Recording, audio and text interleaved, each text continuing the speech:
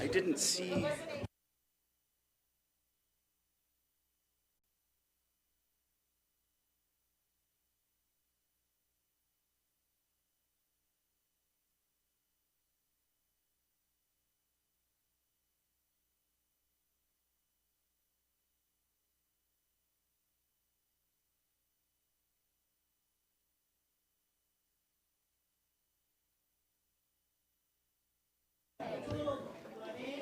The Peralta Community College District Board of Trustees meeting of January 7th, 2020 will begin shortly. The board is currently in closed session, and when they emerge, we will start the meeting. Today, the board has a fairly light agenda, no presentations other than the usual reports, and a number of action items mostly revolving around contracts and funding. So please stay tuned. We'll start the broadcast as soon as the board comes out.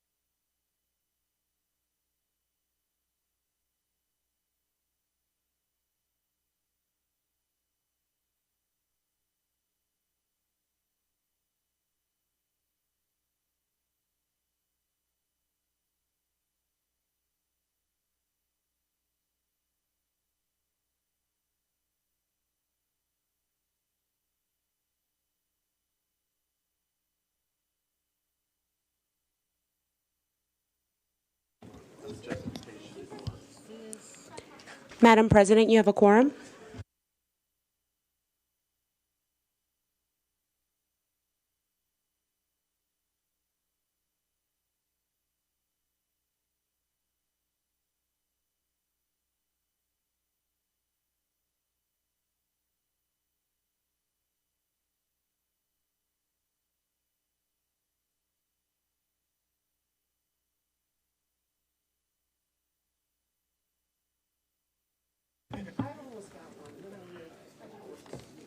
So we need to modify the agenda to move that one item to next week.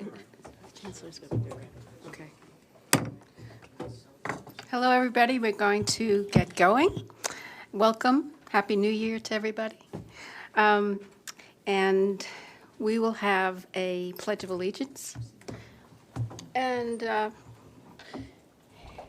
Trustee Brown, would you like to lead us? I pledge allegiance to the flag of the United States of America and to the republic for which it stands, one nation, under God, indivisible, with liberty and justice for all.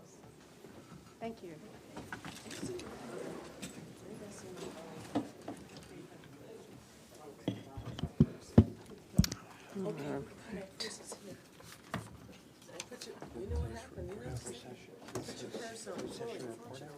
Is that now?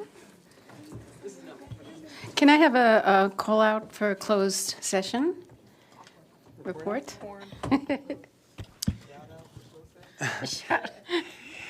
Let's hear it for closed session. All right.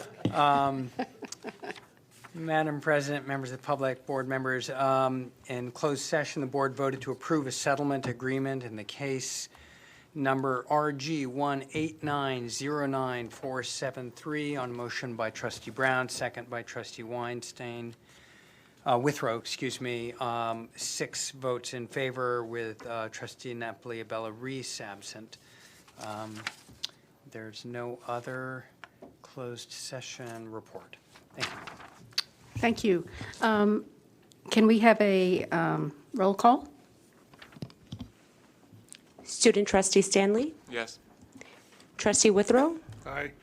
Trustee Handy? Trustee Gonzalez-Yuen? I'm here. Trustee Brown? Here? Okay. And Trustee Weinstein? Here. And Trustee Bonilla? Here, thank you. Thank you.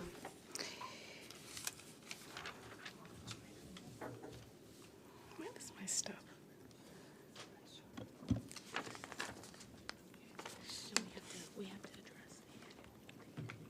We're going to do it on the adoption of the agenda. Can we have approval of the agenda? So moved. Second? Second. Trustee Weinstein, Yes. if I can just make a recommendation before you do the approval. Okay. There are 2 things. One, I want to recommend that you move the item, what is it, 8.4? Item 2.4 to the next board meeting. Yes, thank And for you. members of the public, that would be The annual organization meeting. Organizational meeting. And then the second thing I'd like to just bring to your attention is on item 4.2. I need to make a correction inside one of the documents. It is Board Policy 6340, and it is just it's a simple typo. It has a figure in one of the bullets that says the amount that contracts in excess of a certain amount with an individual would go with prior approval. It says 250,000. It should have said 50,000. So it's been corrected in board docs, but I just wanted to point that out to you that when it was posted. And then it also in the last paragraph has that the district may contract and employ any persons. It should have been and engage any persons. So it's just 2 typos that were missed from the legal that we received. And that is 4.2? On 4.2. Okay. Madam President, I would like to move the following items from consent to action so that we can consider them. Item 4.1, this is hiring an investigator. item 4.2, which was just referenced, that's board policy. Item 8.2, which is a personnel item, and 8.3, which is also personnel.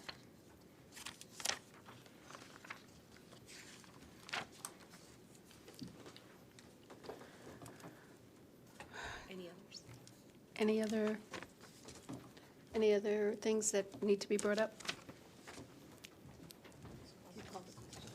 No. Call the question. I'll have to call the question.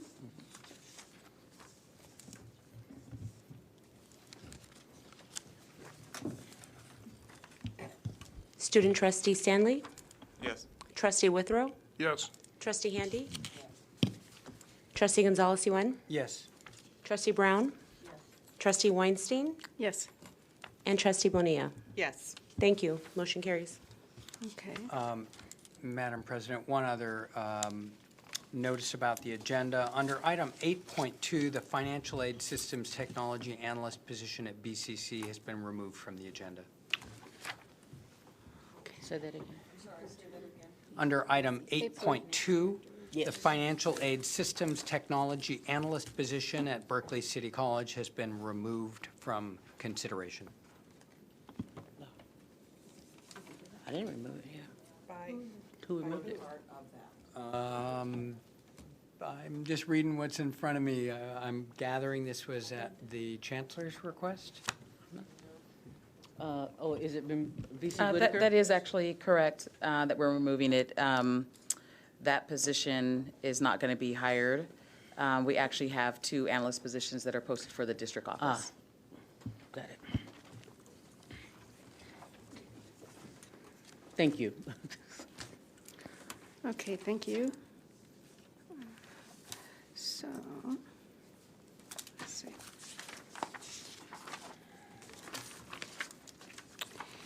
Okay, do we have reports from the Associated Student Government? Oh, we need to approve that. What's that? I'm sorry, Approval of the we need minutes. to approve the minutes first. So moved. Oh, I'm sorry, I can't. I wasn't here. Okay. This is Almost. item 2.7, approval of the minutes from the last meeting. I'll move approval. A second? Okay. Student trustee Stanley? Yes. Trustee Withrow? Yes. Trustee Handy? Trustee Gonzalez-Yuen? Yes. Trustee Brown? Trustee Weinstein? Yes. And Trustee Bonilla? Abstain. Thank you. Motion carries. Thank you. And now do we have, okay, yes, we do. Why don't you introduce yourself and let us know what's going on? Okay, hello, council members, Chancellor Stroud. My name is Max Franke, President of the Associated Students of Berkeley City College. For the spring semester, we're looking to kick it off with a welcome week where we will be providing students with information on campus resources, as well as promoting socialization on our campus. We will be in partnership with Campus Life promoting this week-long commitment, and we will be on Tuesday having a Taco Tuesday. Wednesday we will be having a campus resource fair, and on Thursday we will be having coffee and cookies, and on Friday we will have a social hour with the ASBCC. Our goals for 2020 include making sure that all clubs and students at BCC feel safe and respected, such that they can pursue their academic pursuits to the best of their abilities. We will also be revising our bylaws so that we can make them efficient and suit the needs of the students and AS. We will be also leading a water drive, or a water bottle drive, where we'll be working to promote a plastic-free campus. And we will be supporting our clubs and student-led organizations by providing sufficient funding for student-focused projects. And lastly, we'll be standing up for the students and their wants and needs. And being their voice. Thank you. Happy New Year. Thank you so much, and thank you for working on the plastic-free campus. That's exciting and appreciated. Thank you. Anybody else from the other schools? No? Okay. Classified Senate report? It's still holiday for many people. Okay. District Academic Senate? Nope. Oh, it's going to be a fast night. Public communication?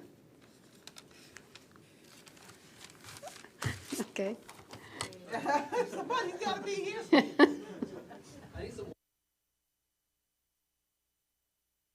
As always, my president right there. Turn on the microphone. Thank you. All right. Hello to you all. Happy holidays to you all. Hope it was great. Happy New Year. And to all the people, including my mother, judging me on YouTube, hello. Yeah. Slow down. Yes. Thank you. But I have some really rough things to say. All right. So I know classes haven't started, but I just wanted to see what it was like when a district cuts hundreds of faculty jobs and then hires or promotes roughly $1 million in new administrators. Sadly, it looks like it's just about the same as every day in Peralta. And nice job to the chancellor with putting a chief of staff position that'll be getting paid about 4 teacher salaries. It's almost like teachers asking for assistance in our classrooms, except it's more likely that you'll get that. In the meantime, the chief of staff job combined with the other administrative positions tonight that you guys are supposed to approve to be advertised adds roughly up to what the PFT believes will get us to parity for part-timers. I'm slowing down. Now here's the thing. I don't know what the district has told you about the cost of parity, but I mean literally I don't know because they don't really give us an explanation in bargaining either, so we don't really know what they think. Anyways, I'm pretty sure that's illegal, but apparently everyone is so used to the administration being above the law, so I guess we just have to learn to ignore it after a little while. I don't know, I've only been here for a few years, so I don't know how far back it goes. Look, I want to say this. After looking at all the budget books, going to all the meetings, pouring through all the email announcements of job cuts, and even speaking with the district's own budget director, we're confident in saying that we can achieve parity for part-timers with only $600,000. The administration position is that parity costs more than that, so we have, again, come to the table with an offer. Instead of saying full parity for part-timers regardless of the cost, we will accept $600,000 towards parity. That's it.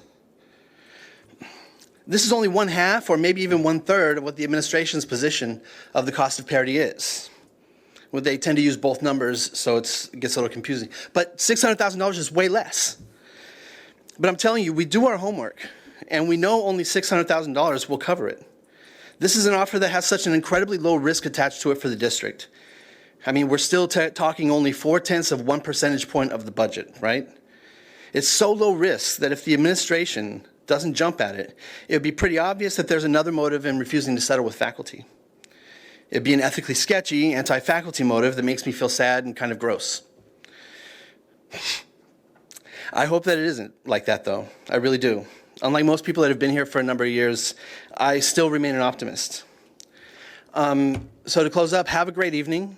Do the good work that I know you guys will do. And if you want to talk to any teachers, community members, or even students, you can let us know because we're the ones who actually know them. Thanks. Thank you, Jeff, for coming and speaking. Appreciate it. There are no other public comment cards, Madam President. Thank you. Thank you, Trustee Ewan. Let's go now to Chancellor's report at 2.12. Thank you, Trustee Weinstein. I would like to start off with calling on VC Dr. Brown to present the enrollment report. Good evening, Board of Trustees, community, and colleagues. Tonight, I present to you a status report on our enrollment. And note that we're also planning a more in-depth enrollment management and student success conversation with the Board of Trustees in the next coming meetings where we can go more deeply into the data and especially into the enrollment management plans and what each college is doing to address declining enrollment. As you know, our target for fall was 7,650 residential FTEs, and we are 389 below that target at 7,260 residential FTEs. That is a decline. We do have faculty who need to turn in outstanding positive attendance hours, so it will go up by about 120 FTEs, but we haven't met that target. I do want to note that Laney did meet and exceed its target this year, and it's significant to note also that Laney exceeded their residential FTS by a little over 10 residential FTS from fall 2018. Yay, congratulations. And the saying always has been, as Laney goes, so goes the district, so that's good news. We are also focusing a lot, again, on productivity and increasing our productivity, which still is a multi-million-dollar issue gap there for us. Looking at spring 2020 that students are now engaging in, and the colleges are doing all kinds of things to encourage enrollment and encourage students enrolling in more additional classes to become full-time. So you can see, again, that the target is 7,650, and we're well behind that. But, of course, the priority enrollment or the big bulk enrollment will be happening these next few weeks. And then next I put a chart that shows fall 18 to fall 19 so that you can look at each college and how each college is faring in residential FTEs. From one fall to the next, as well as how the district is faring. And after that, there's a snapshot, year-to-year snapshot of spring 19 to spring 20, and it shows the percentage of incline or decrease of sections, enrollments, et cetera, for each college. And then last, there is the same data but in numbers. And it's showing at the district, the bottom row, that the residential FTEs are about a little less than 200 FTEs below where we were the same time last spring. And then below that, represents about 3 or 4%, which is what we've been seeing, 3 or 4% declines each year. And then this shows, the last chart shows the 5-year enrollment history, and you can see what everyone's aware of, that we've been declining in double digits in the last 5 to 6 years. And this is what we're working to reverse in this next academic year for sure. So if there's any questions or comments, and then our next session we'll be able to go more deeply. Thank you, VC Brown. At this point in my report, I would like to ask the college presidents to give a brief report from each of the college, and start with and thank Dr. CUNY Hay for sitting in for us for BCC. Good evening and Happy New Year. BCC, thank you. For enrollment management, in relation to what Dr. Brown has said, we are planning 2 immediate express admissions this coming Saturday, so this 11th from 10:30 to 2:30, and on the 13th, 18th on the 18th to 10:30 to 2:30. And we are trying to have one-stop registration and counseling and all of that to be having right before the school starting.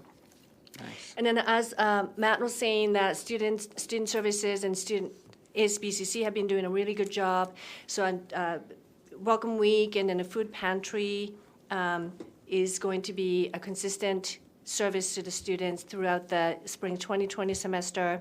And then Undocumented Community Resource Center Student Family Night was held in December.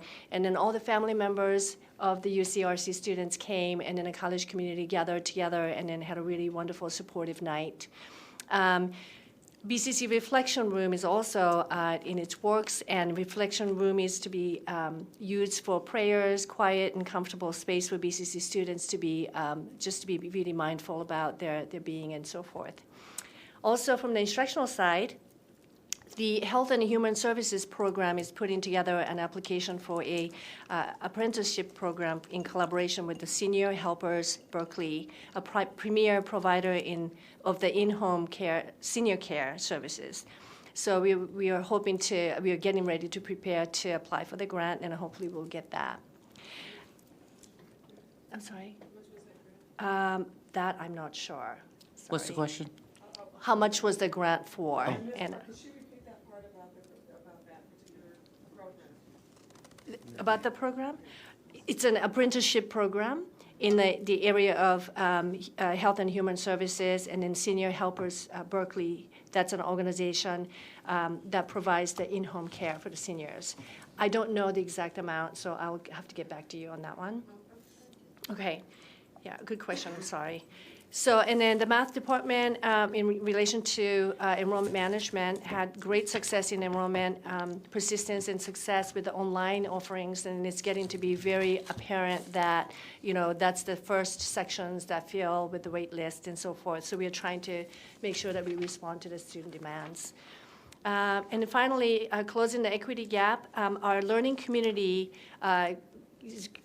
programs are doing a great job, and during 18 and 19 year, we increased access of the Black and brown students in success, persistence, and transfer and degree rates. I'm not going to take time to get into that, but then it's a significantly higher number as compared to the last 3 years or so. So learning community is really working very well. And that concludes my report. Thank you. Good. I'm sorry, Trustee Brown? Yeah, that's amazing. I'm really impressed with that. The projections regarding aging population in California show that there'll be about 1 million more people that are actually going to be needing services. And so my question is, what type of certificate is it? What's the length of time to get the certificate? And are we offering that in any of, does Berkeley City have sites like neighborhood sites, or it's only at the campus? How are we sort of maximizing that reach? Or can we even, maybe, we need a grant maybe to do that, but. Right. So Dr. Tomaning, I think in the last board meeting, has shared with you a similar set of effort that we are making with Ben Bartlett, city council member. And then he's trying to go for a grant with the cannabis community, and he recently obtained $2 million plus funds to be secured. And he's working with the Kaiser Permanente to raise some money for us to be able to partnership to provide such services, including the senior care. But that also includes homelessness and so forth. So the program that we are using at BCC is the Health and Human Services Pathway Program. And then that can start with the non-credit all the way to the certificate program. So you have stack certificates, or you have Right. one ultimate certificate that's achieved? It's a stackable, Oh, wow. yes. Awesome.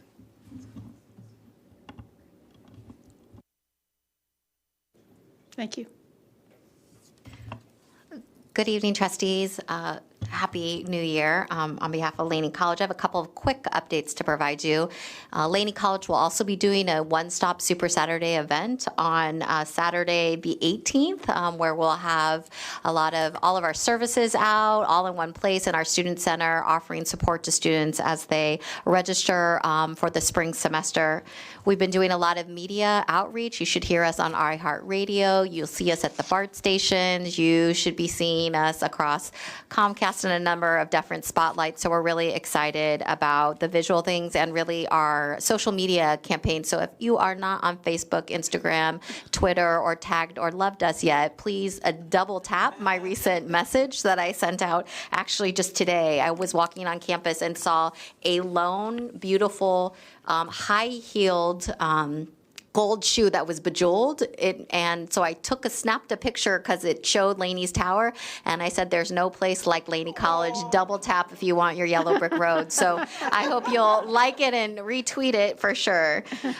We had some exciting news right before the end of the break. We'll be sending out some more news to students soon. But Comcast with the Peralta College's foundation gave $7,000 to students at Laney College who are experiencing homelessness to give out $1,000 scholarships to students. So So we were featured on KTVU News, and actually Terrence Williams, our ASLC president, was there to actually talk about his experience. But we will be sending out notifications when students are back about ways to apply for that scholarship. So we're really grateful to Comcast, and they really see this as an opportunity to leverage more opportunities to get more businesses and companies and corporate sponsors to think about what they're doing to leverage opportunities to support our students who are in need.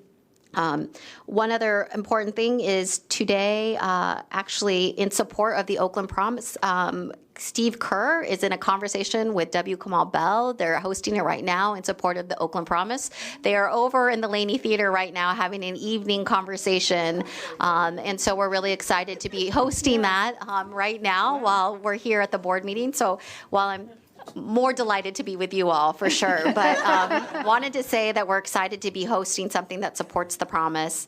And lastly, today I had the opportunity, I wanted to let you know that, we're really mindful, particularly at Laney where we're located, about the development that's happening in and around our community and how we are a good, thoughtful partner in those developments and talking about community benefits and actually how we think about the impact to education, both long-term, not just when construction is happening. So this afternoon, I was able to join some district colleagues, Shamila Johnson, and then Atia Rashada, who serves as our transition specialist for Laney College, to our adult ed sites, in a community conversation that was hosted by OUSD District 2 board member Amy Ng, with a conversation about the Educational Leadership Complex OUSD site on 2nd Avenue and what's happening around conversations about the development. And we know, as we're partnering with OUSD and thinking about how we think about our own development around this area, it was a very rich conversation. I was really glad to be a part of it, and it will continue on as we're thinking about the possibilities of designing CTE complexes or thinking about the transition. So a lot of really great things happening both curricularly, programmatically at Laney. Thanks. Great. Thank you so much. It's really exciting to hear about what's going on. It's terrific. Thank you.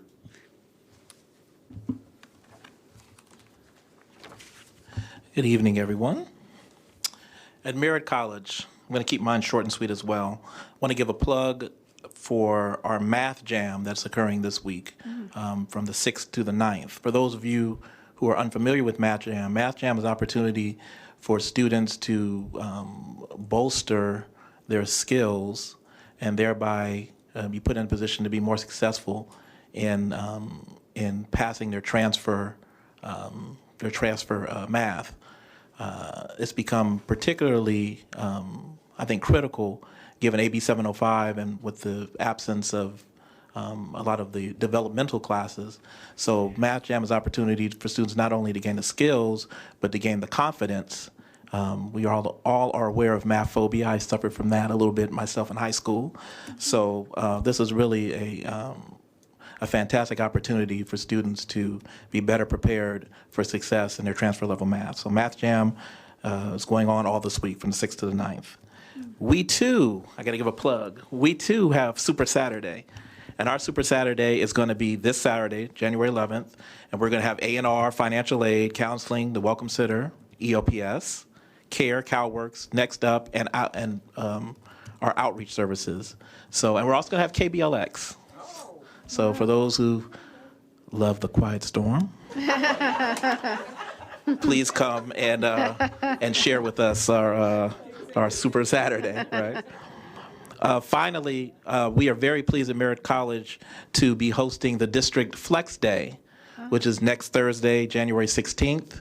We intend to extend hospitality to you all, and we're looking forward to seeing faculty, staff, and administration there at Merritt College. Thank you. Great. Thank you, Dr. Johnson. Dr. Karras. All right, so news from the island. So Happy New Year. Just two kind of quick items. First, start with students, because that's what we're all about here in our district, is I got some really great news coming back to campus about our student athletes, which we prize in Peralta, is for the second semester in a row, our entire women's volleyball team got academic honors for their fall semester, which is great, the whole entire roster. And then for the first time ever is of our current men's basketball team, 10 of the players of the 16 also got academic honors. So about, probably about 80% of all of our student athletes are on academic honors right now. So that was the happiest news I could have got coming back to campus. And I know our AD and our athletics coaches do a lot of hard work to make sure to support our athletes to make that happen. And then secondly, right now we're in the midst at COA, about halfway through, we're wrapping up winter intersession. So there are courses going on right now in Peralta. We do intersession. We're serving about 1,200 students right now during intersession, and most with our new researcher on campus, we were able to do a survey of our intersession students, and most students are taking the intersession courses for GE purposes to accelerate their transfer and complete GE pathways. So that's been great, and it's highly productive, and we're looking to generate probably about 125 FTS from winter intersession. So we're really happy with this program, and our faculty really embrace it. So thank you. Thank you, Dr. Karras. So, Thank you, trustee. That concludes my report. thank you. I did want to ask if there are any other questions for the presidents or the vice chancellor or the chancellor. Trustee Yuen. Thank you. Chancellor, at our last board meeting, you reported some phenomenal news that I don't think got celebrated enough. And it was about the progress we've made in addressing the FCMAT recommendations. And so I wanted to bring us back to that moment, because it was an extraordinary moment of progress that I think we really do need to take note of. And then I'd like to make a request, and that is that to the extent that you can summarize that or have your staff summarize that and provide a little bit of items that got checked off on, and then what's our timeline for the rest of it? Where are we going to run into sticking points that are like, oh, this one's a huge lift? But I think, again, the main point that I want to raise is to celebrate that very quick turnaround, and thank you for your diligent efforts in righting our ship. Thank you. Thank you. How kind. Thank you. Thank you. I see no other questions. So now we'll move to consent. I need a motion. So moved. Second, thank you. We'll take roll call. Student Trustee Stanley? Yes. Trustee Withrow? Yes. Trustee Handy? Trustee Gonzalez-Yuen? Yes. Trustee Brown? Yes. Trustee Weinstein? Yes, And Trustee Bonilla? Yes. Thank you, the motion carries. thank you. So we're at 3.1 for consider approval of out-of-state travel pursuant to Board Policy 7400. No, No? we just approved the entire consent calendar. Oh, we already approved Go it. to your action up there. Okay, so, I'm sorry. Okay, let's go to 4.1.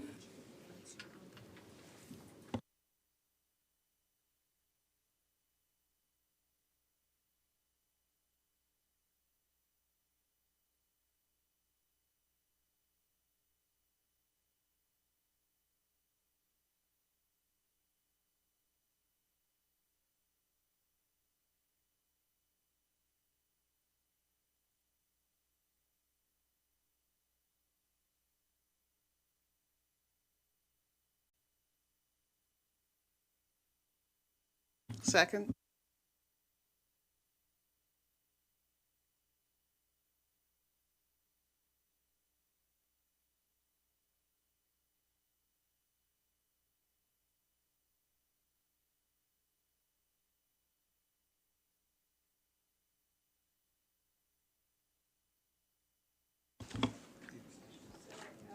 We're at 4.1, which is consider ratification of a contract in the amount of $100,286 with Warden.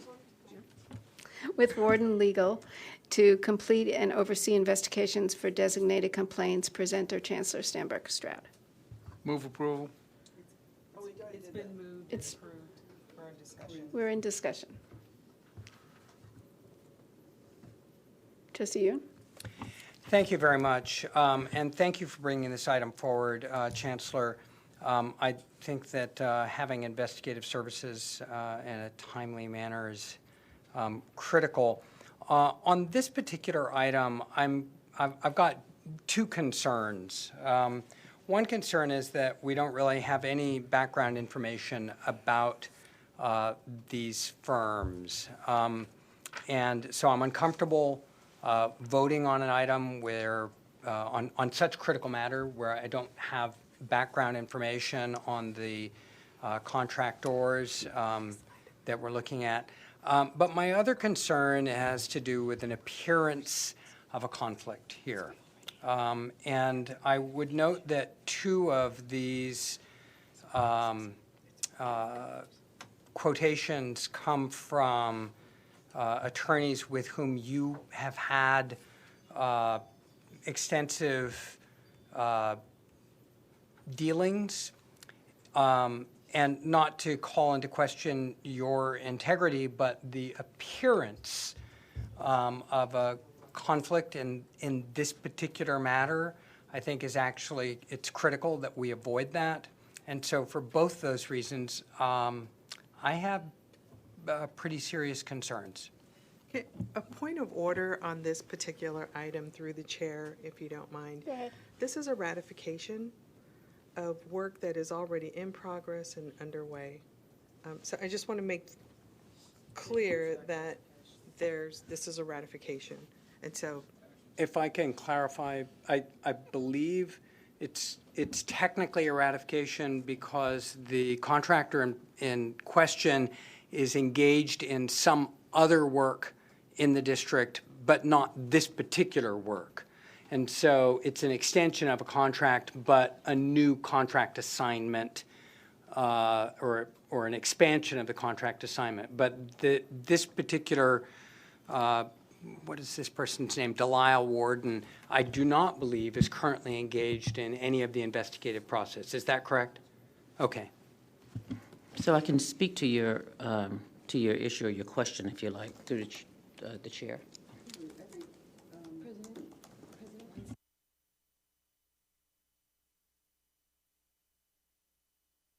Chancellor, please go ahead.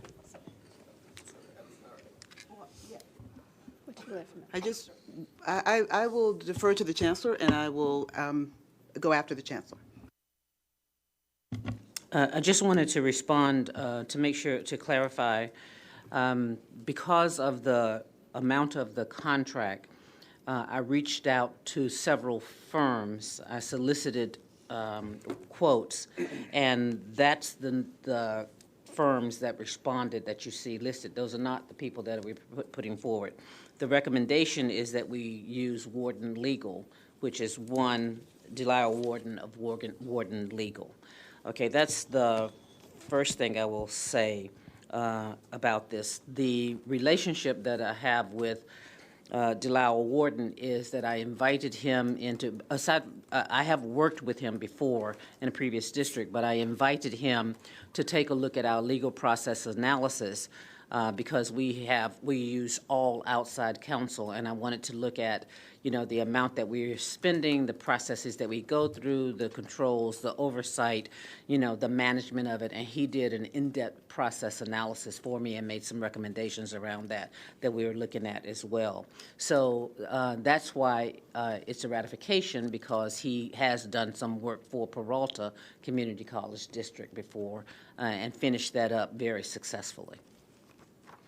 And in terms of, there was one other question, in terms of his background, so I'm not accustomed to providing the vitaes of people in the ICCs, but I certainly can tell you that he has a doctorate, a Juris Doctorate from Harvard University, Harvard Law School. He's got an MBA from Washington University and a bachelor's degree in International Studies and African Studies from Emory University. He has worked for the United States Department of Justice Civil Rights Division. He's done investigations across the country, and he's been employed in the Department of Commerce, where he was responsible for investigations as well, and represented clients on universities of sexual harassment. So hopefully that answers any questions you have about related competencies. Trustee Brown? Thank you. We received as board members a copy of the competitive solicitation for the investigative services with the names and firm names so that we were able to look into that, which I did. And the level of competency is very high for all of the candidates, and is particularly high for the one that's being recommended, as the Chancellor explained. So we have had an opportunity to do our own research or check with the Chancellor regarding the recommendation. But I do want to speak to a suggestion of conflict of interest, because in the state of California, that actually has a meaning. It's financial interest. And financial interest is defined in Government Code 1090, in the Government Code, but also in our board policies and our APs as a financial interest, because we as trustees fill out a Form 700. We declare any personal interest or financial interest that we own personally. It's a function of the transparency and the divestiture of any personal financial gain that could come from your public service. So I want to make sure that we're clear that there is a standard for conflict of interest that is defined, and that is defined in the law, so that we're applying a standard that's actually legitimized and codified by the state legislature when we discuss conflict. And in this instance, there's been no suggestion or appearance or implication regarding a financial interest, which would be a conflict of interest. So I want to make sure, for the benefit of our discussion, that we know that a conflict of interest actually has a meaning in the state of California as it applies to public contracts and public officials. So I would strongly suggest that we consider approving this matter, because when there are investigative services that have to be performed, it's a mandate under Title VII of the state constitution and also the federal constitution. And we, as an academic institution, are necessarily engaged in trying to have a welcoming environment for those who are members of our community, and a prompt and thorough, impartial investigation is mandated by law. And to delay that or to disrupt the process when we have this ratification that could be approved would be ill-advised. Trustee Ewan? Let me clarify. I don't mean to imply that there is a financial conflict of interest, but I think the critical question here is the question of impartiality. And there really needs to be the absolute appearance of impartiality. And so I think that is the critical question. I did have an opportunity to do a little bit of just quick research on this candidate's background. And according to this candidate's LinkedIn page, their expertise is in advertising, entrepreneurs and small business owners, business law, compliance with privacy law, General Data Protection Regulation, Freedom of Information Act, and California Consumer Privacy Act.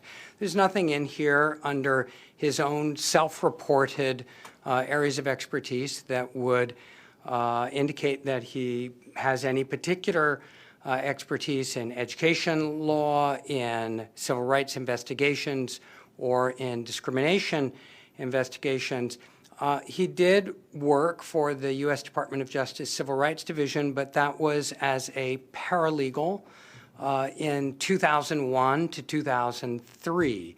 So that was quite a long time ago. And I think what we're really looking for here is the kind of expertise that could do this work quickly, do this work competently, and do this work with the absolute appearance of impartiality. And given that this is potentially quite a controversial matter, I think that in fact we could move forward, and my suggestion would be that we go with the first candidate who has provided a quote. They come from a firm that specializes in investigations, and so it strikes me that actually would be a more efficient use of our time and resources. Okay, thank you, Trustee Ewan. Trustee Handy? Actually, I'd like to call for the motion. I have absolutely no problems with this. Actually, I was happy to see a list of new names and new energy, because we've had some challenges in the past. Your level of investigation it's a little, for me, LinkedIn is not a good source of reference. I mean, if you go to LinkedIn, you will see that I am there. I get emails all the time. Check with LinkedIn. These people look at you. I haven't touched LinkedIn in 16 years. And not everyone, especially if you're not seeking something, does. So I think that the due diligence was done, and I'd actually like to just call for the motion.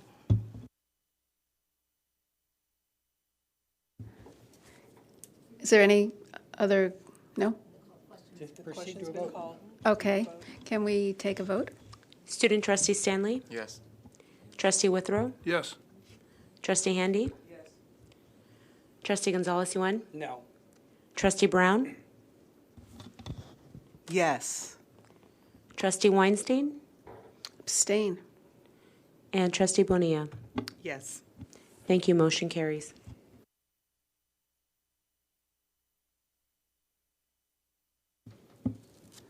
Thank you. Can we now move to action item, which one? 4.2. One second. Motion to approve 4.2? I will. Okay.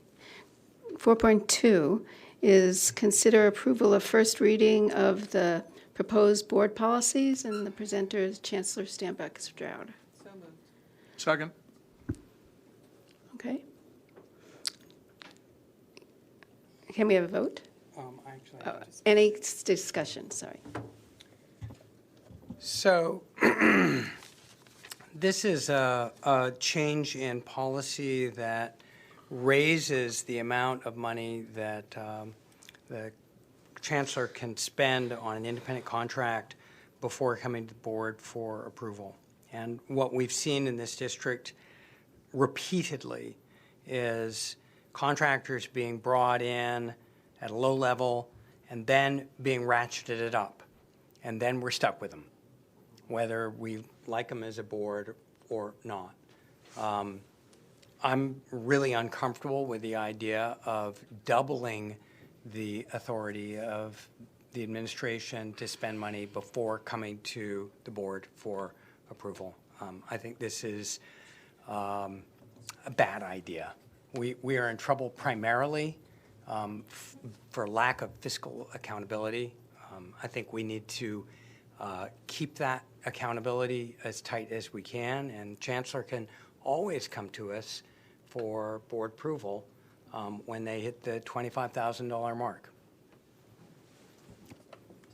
Any other trustee Withrow? Contrary to Trustee Ewan, I strongly support doing this.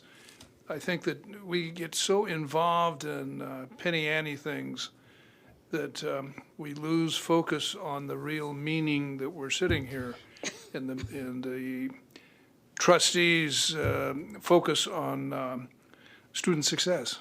It truly is not there. We don't talk about it. And just a lot of issues having to do with the community, because we're focused on penny ante things And quite frankly, even as a finance guy, I don't see a value added in any of these discussions.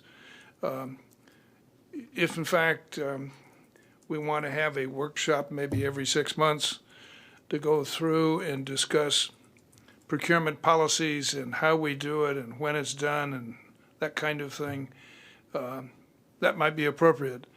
But quite frankly, again, as a management type and a finance type, it costs money to put something on our agenda. It costs money to have people focus on and be ready to defend something for $30,000. Just does not make sense. So I strongly support the action in 4.2. Thank you. Is there any other? Trustee Handy? I understand where Nikki's coming from, but I think what he's talking about is something that is long in the past in terms of contractors underbidding and coming back with change orders. To be honest, I will never forget Trustee Brown's first board meeting where she scared the bejesus out of a lot of people because I don't think they knew her background in procurement law. But from that point on, we have consistently made sure that the contractors have adhered to the policies that are in place and there are laws that require them at times to accept the lowest bidder. So those things have already been taken care of. What my concern is when things happen in an emergency basis, for us to be trying to do an emergency meeting while you're trying to take care of emergency issues. I don't think we need to be involved in that. And again, it can be ratified later. So I think that we have done our due diligence in that sense. And then with the new chancellor and her handling of the emergency situations that came up, that we are already moving in a very positive direction. So I absolutely support getting out of the minutia in this and letting the chancellor do her job. Yeah, thank you. Trustee Brown? Yeah, I think that our financial situation is critically important. It's primarily caused by declining enrollment. It's not contracts. As Trustee Handy and Trustee Withrow pointed out, we have a mission that is community engagement as trustees and governance, and part of our role is to address these serious problems with declining enrollment and a structural deficit that has to do with the fact that we have not been meeting the needs of the community where we reside. So I want to be very clear that there are two different issues that we're talking about with regard to procurement and the procurement level. The state superintendent of instruction sets a amount for purchases of materials and supplies every year, and it's about $89,000 at this point. Is it, Dr.? 82,600. 92. Yes, I mean, it goes. He raises it every year because of the burden that it puts on your business operations when you are not able to make the purchases because of the cost of materials and the amount of time that you need to wait between meetings and in order to get the approvals. And so I think that we want to make sure that we're using the appropriate context in the view of this particular matter. And we could look at the state standard in doing that, and then also consider the time that is required for the matters to be brought on the agenda. So I think that it's a fiscally prudent move to approve this. Trustee Bonilla? Yes, I also want to, I was going to make those same points, noting that the threshold was the 92,600. And for an institution of this size, CEOs quite often have a threshold in public agencies far above the $50,000 threshold. So this is this is within, I believe, prudent practices as well. Thank you.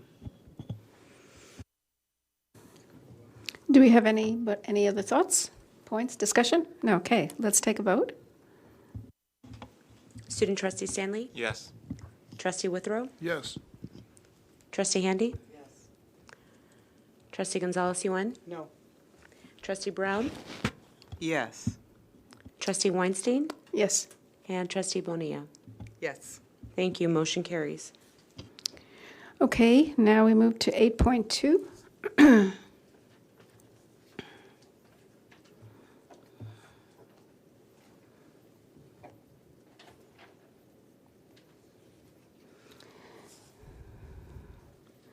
And 8.2 is the recommendation to approve requests for faculty management and classified positions. Presenter, Vice Chancellor Whitaker.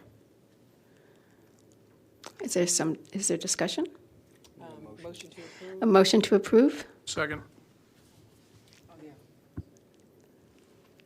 Discussion?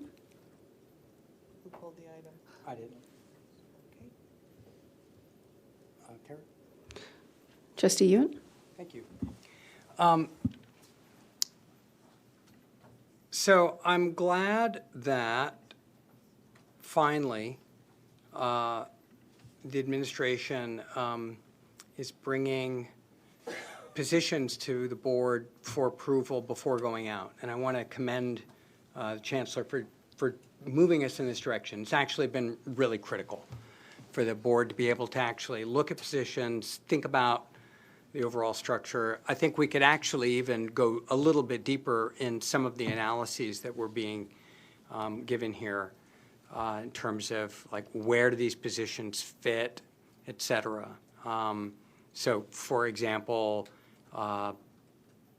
adding positions to the district office versus Berkeley City College and kind of understanding the overall context of the positions. I think the idea here is that the board would engage in an intelligent discourse and really understand from the administration what it is that they're proposing. So that part I'm all good with. Initially, this item came to us without any background information about the general counsel and chief of staff position. And I'm noting that this position combines two functions within the district. One, it's bringing in a chief of staff, which may or may not be a great idea. I think in general, our chancellor has needed extra assistance to do her function. And so, you know, do I have a problem with that particular thing? Probably not. But I'd actually prefer to see that within the context of an overall org chart rather than like this. My bigger objection actually is to the chief of staff position being combined with the general counsel. Within this district, general counsel has always had a dual reporting relationship, and this goes back to Thuy Nguyen and then now to Natasha Sani, where the general counsel has had a direct reporting position to the chancellor, but it then has also had a dual reporting position to the board. And that has actually been critical to have that dual reporting position. Within this job description, we're combining those. And I'm frankly just not comfortable with having the general counsel be the chief of staff to the chancellor and have those positions be combined. I don't think it gives enough separation so that the general counsel can adequately and directly report to the Board of Trustees. And I think that that's critical to performing our fiduciary and oversight responsibilities of the administration. This has nothing to do with this particular administration or this chancellor. This really has to do with the structure of the district. And I oppose this overall item. If we can separate out the general counsel position, I'm comfortable with the rest of them. Okay, thank you. Trustee Bonilla? Yes, thank you. So, having just served as your board president in 2019, general counsel has never reported to the board, so that's inaccurate. It really is. It's inaccurate. General counsel does not report to, nor does it have any dual reporting responsibilities to the board. The only time that board and general counsel relationship comes into close interaction and play is when the board is searching for a chancellor, during this actual hiring and search of the chancellor. And so I just want to make sure that we understand that and that that's very clear. And if council or chancellor, I will defer to you on further elaboration of that. But that has been my experience serving as board president. Thank you. Chancellor, did you want to say anything? I was just going to say that is correct. The previous job description had the general counsel report directly to the chancellor. This job description does the same thing. Trustee Withrow.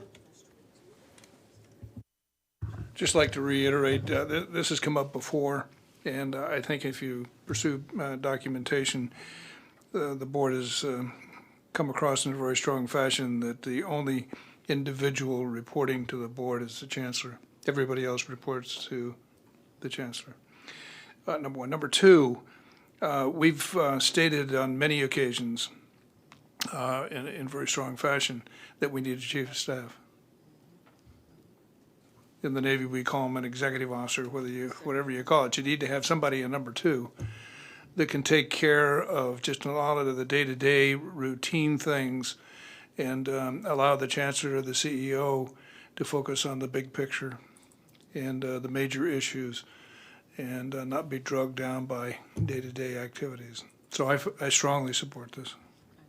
Thank you, Trustee Withrow. And one last by Trustee Yuen. Oh, I'm sorry, I didn't see you. Trustee Handy. Yes, I've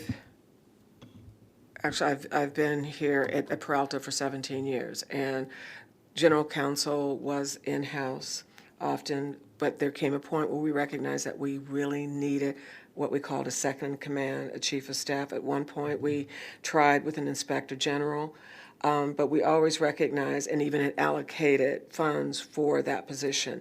When Chancellor Laguerre was here, we did have the chief of staff working, and that was amazing because there's just this. We have 4 campuses. We have too much going on, and the decision to move general counsel outside happened, I guess, through 2 chancellors ago. I'm not quite sure, but I do recognize the difference that when we had that, because when the general counsel was also very supportive of the chancellor and many of the roles that you had identified here. So what I'm just reiterating is that we have had this discussion. We have determined the need to have a second in command or chief of staff, and that we've had different configurations of general counsel as well. Thank you. Thank you, Trustee Handy. And last one, Trustee Yuen. Just a point of information. On an earlier org chart that showed the chief of staff position, it showed the college presidents reporting to the chief of staff. But in this one, it does not seem to be that. So, okay, the college presidents will continue to report directly to the chancellor. Okay. And just point of information, although the line of direct reporting in prior org charts, Trustee Withrow mentioned that, and Trustee Bonilla mentioned that the general counsel has never reported to the board. Actually, that's really not true. And if you look at prior org charts, you see a direct line to the chancellor and then a dotted line to the board, which had indicated a dual reporting relationship. But I clearly am outvoted on this, so let us move on and move to the next item. Thank you, Trustee Yuen. I'd like to make a comment, which is a rather side comment. But as we're going through the people who we are employing,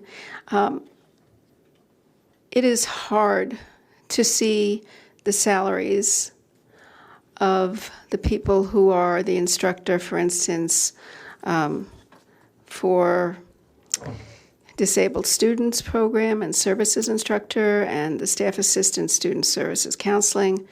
And I do understand. I don't want people to necessarily move down in salary, but I do want people to move up in salary, so that when we're looking at this, there is more equity. Every person that we hire has an impact on our budget and our budget cuts. So I really want us to at least think about when these people, when you're giving the salaries here, ask yourselves, what are the differences? And is there some way that we can bring equity of salary into our instructors and our administration? Thank you.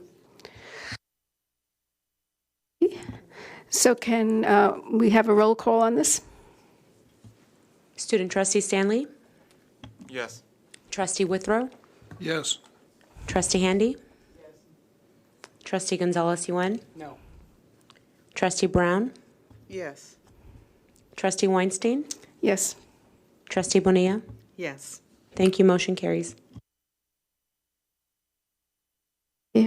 Now we're moving to 8.3. Consider approval of various personnel items. Do I have a motion? So moved. Second? Second. Discussion? Who pulled the item? I did. I don't have any comment on it. 8.3. Is it 8? No comments. No comments. Just want a separate vote. Okay. Student Trustee Stanley? Yes. Trustee Withrow? Yes. Trustee Handy? Trustee Gonzalez-Yuen? No. Trustee Brown? Yes. Trustee Weinstein? Yes. And Trustee Bonilla? Yes. Thank you. Motion carries. Madam President, it looks as though we are moving to action items, and if there is no objection from the rest of the board, I'd like to move items 9.1 through 9.14. That's the entire action calendar. Just so we deal with these expeditiously, unless there's somebody who wants to deal with any particular item, I would ask that we just deal with them as a group. I'll second that motion. Okay. No discussion. Okay, then we can move to 9.5.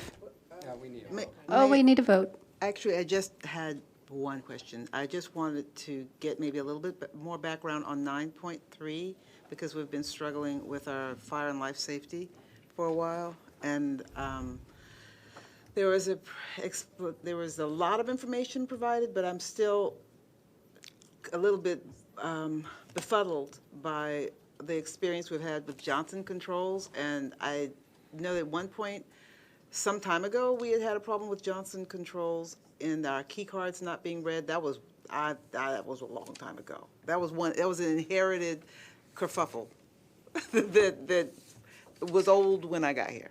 So I guess what I want to know is just a little bit of, is this a persistent inherited issue, or is this a new development? Because there's not a whole lot of vendors in the area. Johnson Controls is one of the key ones, does a lot of educational work. But I'm just trying to keep my understanding current regarding our history with this company. Okay, VC Sadek. Sure, thank you, Chancellor. Thank you for the question, Trustee Brown. There's couple of things to know about Johnson Controls. One is with regard to the fire alarm system. It is a proprietary system, so it's not easy for us to change vendors. And as they go through and essentially fix and update the various panels, they often encounter additional work that has to be done to bring things into compliance with the new panels as they get installed. In this particular instance, this was a request directly from the Oakland Fire Department to add 4 annunciator panels, which are more detailed in the information they provide to firefighters when they approach a building.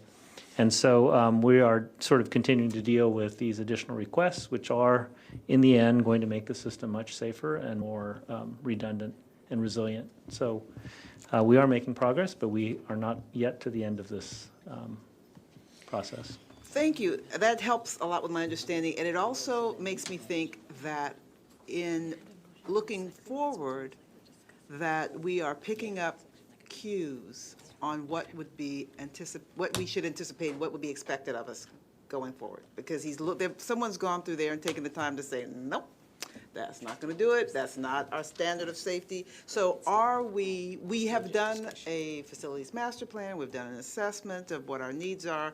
We've passed a bond. And my question is with regard to this, now that we know that where the bar is, and it was not, we found out something new. How do we incorporate this knowledge into our planning? Because we have had a struggle with deferred maintenance, most profoundly in that it's underfunded and that we had a system of addressing budgets that didn't take into account the full measure of deferred maintenance, and we've paid for it greatly. And so what I'm asking is, how do we not repeat that so that we have a concept of deferred maintenance that incorporates what we're learning now? And I would also suggest possibly gluing you to that chair so we have institutional knowledge, but I can't do that. That's illegal. So y'all just strike that last comment. But what happens is we learn things, people leave, and then we don't have that information, and then we keep making the same mistakes. And really, this is an institutional knowledge and budgetary issue that could perpetuate if we don't incorporate it somehow into our memory banks, because it'll happen again and there'll be another person. That's been the experience in the time that I've been here. Yeah, I think the short answer to your question, which is a good one, is there's a couple of things. One is that these systems are quite old and are being improved now to the latest technology. And so our engineering team, as they come back online, will be trained to use them and learn how to read them. Number two, we are considering, with the sort of suggestion of the board, the total cost of ownership in the decisions that we are making as the bond starts to roll out. And we are creating currently a new set of district standards, which will have some of those things baked into them.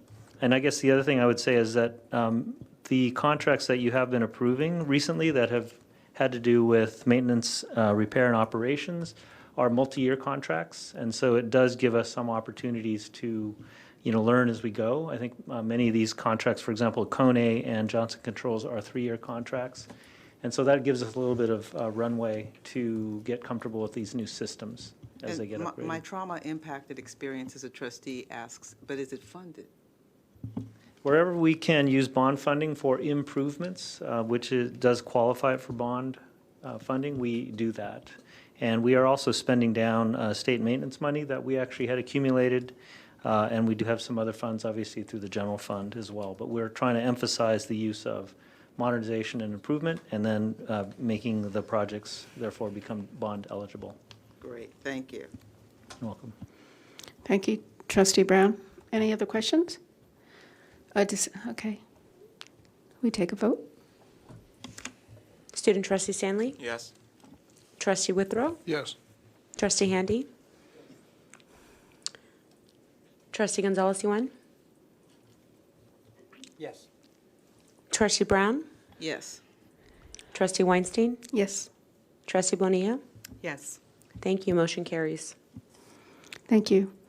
Now, can we go to 9.5? Consider adoption of Resolution 1920-23, authorizing the purchase of a campus logic subscription in the amount of $430. We just, Oh, I thought you did 9.4. no. 9.5? All the way to 9.14. Whole thing. Oh, everything. Yeah. 1.4, the entire, All of the action. Well, everybody got that right. that's terrific. Okay. Yeah, that's terrific. Good job. Let's move to board reports. Okay. All right, Board of Trustees reports. Trustee Withrow? Just briefly, I meet periodically with the K through 12, along with President Karras from College of Alameda. And we've been formalized into a standing committee of the Alameda Unified School District with two members of the board of the school district and two members of the Peralta board, myself, and been nominated Trustee Brown. But she's participated in the past. And we have at least one student now. We're looking to have 3 students sitting on the committee to look at a number of things having to do with the interface between the Peralta colleges and the K through 12. A big part of it is communications. We met a couple days ago, and I asked the student about a number of factors relative to access to any of the Peralta colleges, having to do with dual enrollment, what that meant, the difference between having an AP course and taking a college course, some of the problems that have been fed back from students that have gone on to a 4-year university and their AP courses were turned down, number 1, or number 2, where they were accepted. They got into the advanced course and found that they were not qualified. And it's become a very serious problem. And we talked about articulation and the fact that when you have a course that you take at the post-secondary education or the Peralta colleges in this case, from just an awful lot of the universities and colleges, it's an articulated kind of thing, and they not only don't have to take it again, but they get credit. We talked about student debt and the lack of understanding of student debt among just an awful lot of the students in high school, and as well as their parents, as a matter of fact. We talked about in this case, the Alameda Promise, and just an awful lot of the students didn't understand what that was. In fact, the first year, there were only 7 students that even tried to do it. I think that there are a lot of issues that, one additional one from the standpoint of their issues, especially in the math area, where students go through and they fall behind. The high schools no longer have summer school, but we do. And this gives them the opportunity to make sure they get completed by the time they're ready to graduate. And wherever they go for post-secondary education, they're going to be up to speed. Also looking at, and I'm not going to continue going through all of the things we discussed, but one of them was career counseling, which I feel throughout the state of California is remiss. And we talked about looking for a grant or a couple grants to provide career counseling for high school students that we could do in conjunction with the faculty and staff at the Peralta colleges that would make, the courses they're taking more meaningful, number 1, but number 2, give them an idea of why they should go into post-secondary education. We talked about the difference between the haves and the have-nots. I mean, this is something that, of course, is a primary thing right now. And one of the reasons just an awful lot of us are continuing to do what we do here as trustees and participants is because I feel, anyway, that the way we elevate the have-nots is to get them some education where they have value when they go into the world. And so anyway, that just briefly, this is a carryover. I think I mentioned before, I was on a standing committee for the city to look at consolidating 2 high schools.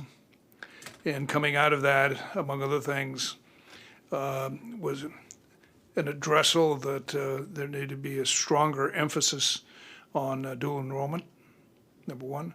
And number two, they recognized that in a general conceptual standpoint, that Encinal High School, which has a lower population serving, that the College of Alameda in particular could adopt them, so that there was a standing relationship between the College of Alameda and quite frankly, Laney, which on the east end of the island is closer than what College of Alameda is. So that's all I have. Thank you, Trustee Withrow. Appreciate that. I just Student? have one real quick item. I was invited to come to the Cypress Mandela Training Center to be reacquainted with the Peralta Mandela Center Energy Efficiency Job Training Program. And I was so impressed. I hadn't been, I don't think I'd ever been to that building. It's over by 66th Avenue. But what they were doing with the students or the young people was amazing. But many of the students that were in there are actually our students. And I think that, again, renewing that relationship that we have is a win-win, because some of the students came up and talked to me about when they attended some of our colleges, and was able to ask them why they stopped. And again, it goes back to the types of things that we talk about. Again, they get there and they get lost and they're not quite sure, and then they just ghost on us. So I think that when we have a program that's really training our community, and then we can step in and partner with them and give those other pieces to strengthen their resume, that I think that we really should. And they're excited about coming back. To renew that relationship. And unfortunately, a week and a half later, Art Shanks, the founder of that program, passed away. And his son is the person that I met with at that day. I mean, I have to be just honest, we lost so many leaders. There were about 9 that we lost between November and December. And it just got to the point where you just didn't even want to ask who was next. So it's been a time to really reflect on people who have made great strides in our cities and have been very supportive to Peralta. Some of them were architects that worked on a building. There were just so many incredible people. And then to move forward with some of the things that we've started, but we've kind of lost track of because we have been in a reactionary mode for so long.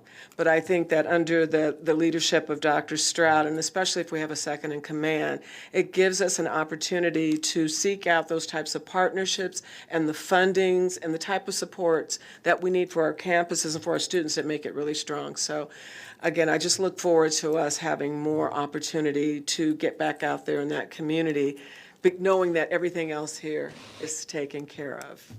Thank you. Thank you, Trustee Handy. Student trustee? No? Okay. Trustee Bonilla? Yes, thank you. So welcome back, everyone. It was a wonderful break, definitely. But I also want to acknowledge the passing of our executive director, Art Shanks. It was a heartfelt loss to this community. He has, if you know the history of the Loma Prieta earthquake, where the Cypress Freeway collapsed, Cypress Mandela Training Center was born out of that tragedy, to do service and good to the community and training of our local residences in accessing training jobs, construction training jobs. So a deep, deep, heartfelt loss to the community, and his funeral will be held this week on Thursday, that we will be attending. So I'm just happy to be back. Happy 2020, everyone. Thank you, Bonilla. Trustee Bonilla. Trustee Gonzalez-Ewan. Thank you, and Happy New Year to everybody. I'll just report briefly that over the holidays, I hosted a brunch at my house with leaders of our Peralta Academic Senate, and really had a wonderful conversation about what the Senate does, its strengths, and then began thinking with this incredible body of leaders about what's needed to really bring about the best that shared governance can offer in a district, and what kinds of support and processes and resources our Senates need. We had a wide-ranging discussion, and I am hopeful that we can put some attention on the value of the shared governance process, the ways that both our academic senates as well as our student and classified senates can play important roles in sharing important information and carrying out essential functions within the district. So I was inspired by this group of really smart faculty members. So thank you. Thank you, Trustee Yu and Trustee Brown. Well, Happy New Year, and welcome back for those who are still left out there. It's really heartening to hear my colleagues talk about their community involvement and really working for the people in our geographic region, which is our reason for election. The democratic process that creates the trusteeship and the board is based upon that community service. And it's good to hear that Trustee Withrow is continuing that work for the College of Alameda, particularly with offering the dual enrollment so that we could have a higher enrollment for summer school, but so that we could actually provide a service that our K-12 can no longer afford, which is summer school, because students sometimes would then miss a math class and get left behind. And it makes sense that the community college can help people achieve their goals, even if they're still in high school. So it's great that students we could reach out to those students and provide the training they need. And the work with the local contractors, the people that helped us get this bond passed. Upon coming back, we were working on trying to get a meeting between our chancellor and the chair of the NAACP so that we could make that connection. Both our chancellor and our local NAACP have a long social justice history, and part of the educational mission is to close the achievement gap. As Trustee Withrow had mentioned, we don't have a lot of discussions about student success. We talk about, now we're having our enrollment report, and we get that regularly, but really our mission of student success in closing the achievement gap is not only our social justice mission, but it's also objectives and goals that we are working on with throughout the state of California. And part of what we're hoping to do is harness, collaborate with, coordinate with our communities in this area to address those issues in a creative and constructive way.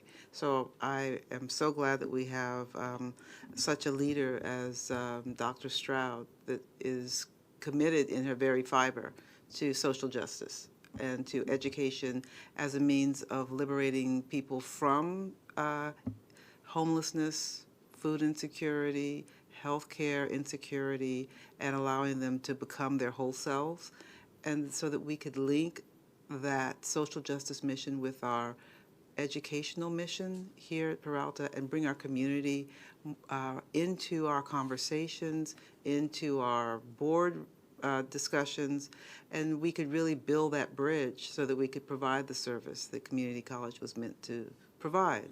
So glad that we have the team that we have. Very heartened to hear what's going on at our colleges. We have college leaders, college presidents that work very, very hard. And actually, around the clock, we actually would probably, if you guys were on hourly, have to really up those salaries. So I just want to make sure that you guys know that we do know that you're working hard. We really appreciate it.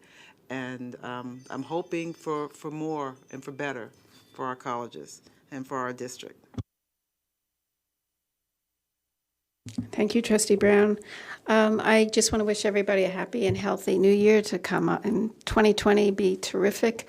And I want to thank our presidents for doing the hard work that they're doing for the students. I look forward to our district being more student-centered and not only understanding enrollment management, which I think is important, but also understanding the students that are staying and leaving, because I think if we can understand that, we can increase our budget. Those students who drop out, we lose them. So I'm really hoping that we can take a look at things like mental health services and other support services that help our students stay involved in the community college. You know, I would be remiss to not say that we are part of a larger community and part of a larger country and part of a larger world. And we are in very serious times. I don't think that we can ignore it. It's not something to ignore. And I think our students, as well as our faculty and our staff, feel the anxiety of what may be ahead of us. So I hope we can come together as a community and a community college to give each other support, to educate our students and educate each other as to what we are facing. And hopefully we can move ahead and get through what we are facing in the rest of the world. It just cannot be ignored. So I look forward to us all working together and to a better year next year. Thank you. Announcements? Madam President, the next regular board meeting will be held on January 21st at the district offices. That concludes the announcements for this evening. Thank you, and this is adjourned.